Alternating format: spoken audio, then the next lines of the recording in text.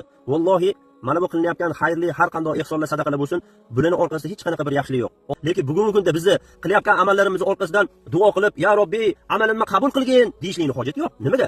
Badrda payg'ambarimiz Muhammad sallallohu alayhi vasallamga qarshi dushman bo'lib chiqqan mushriklar edi bular. Subhanalloh. Innama nut'imukum liwajhillah, la nuridu minkum jazaa'an va la shukura.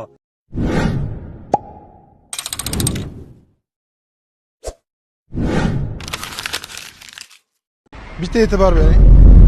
Oilam orzusi uchun bugun bir chetda o'z orzularidan kechgan o'sha men. Ular ko'nglini ko'tarish uchun bitta xayrli ish o'ylaganmiz. Aniqroq qilib aytadigan bo'lsam, bu xayrli ishni biz emas, siz qilasiz. Yog'du sho'y tomonidan ishlab chiqarilgan shunaqa bejirim, go'zal oyoq kiyimlarimizdan biz bosgan har bitta podpiskani 1000 so'mdan sotib olamiz. 10 kun muhlat qilamiz. Bu joyda bir qismi xolos. Subhanalloh, bugungi kunda islom ummatining holati mana shunaqa bo'lib qoldi. Like uchun, podpischik to'plashlik uchun yoki kommentariy yozishlik uchun qoldi. Vallohi mana bu qilinayotgan xayrli har qanday ihsonlar, sadaqalar bo'lsin, bularning orqasida hech qanaqa bir yaxshilik yo'q. Allohdan ajr umid qilmanglar, chunki sizlar bu dunyoda mana shu like uchun, podpischik uchun, kommentariy uchun qilyapsizmi? Demak, sizga Alloh taolo buni beryapti. Hozir gapiradigan gaplarim iminna mana shu video olayotgan bolani o'ziga tegishli emas. Bugungi kunda biz islomni da'vo qilayotgan barcha musulmonlarga tegishli. Biz bilan sahobalarning orasidagi farqqa agar taqqoslaydigan bo'lsak, 100dan biriga ham to'g'ri kelmaydi. Nimaga? Ular bir amal qilishlik uchun 6 oy avval harakat qilardi shunga. U amalga Alloh yetkazishligini so'rab Allohdan duo qilishardi. Ana bu amalni qilib bo'lgandan keyin yana 6 oy duo qilib Alloh azza va jalla u qilgan amallarini qabul qilishligini so'rashardi.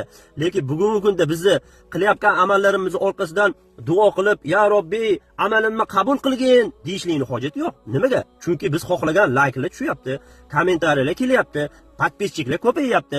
Shuning uchun sahobalarga yetib olishlik u yoqda tursin, orqasidan ergashishligiga hali ancha yillar bor deb o'ylayman. Allohu a'lam. Alloh azza va jalla mana bu sahobalarning sifatini Qur'onda qoldirdi toki qiyomat kunigacha biz musulmonlar buni o'qib, mana bundan ibrat olishligimiz uchun.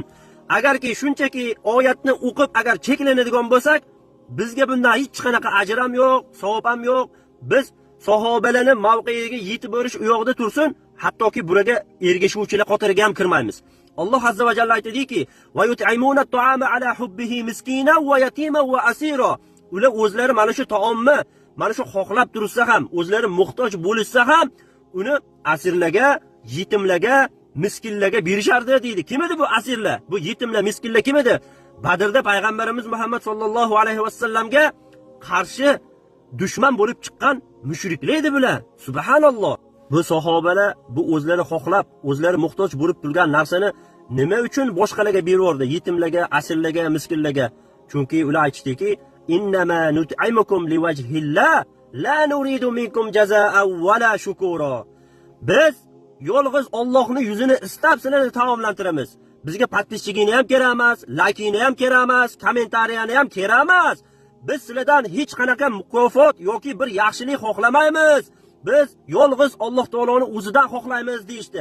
Mana bugungi kundagi musulmon ummati bilan sahobalarning farqi. Subhanalloh. Agar biz mana shu sahobalarning orqasidan ergashmas ekanmiz, bizni bu dunyodagi topishimiz ham, yeb ichishligimiz ham, ihsonlarimiz ham faqat va faqat bizni zararimizga bo'ladi.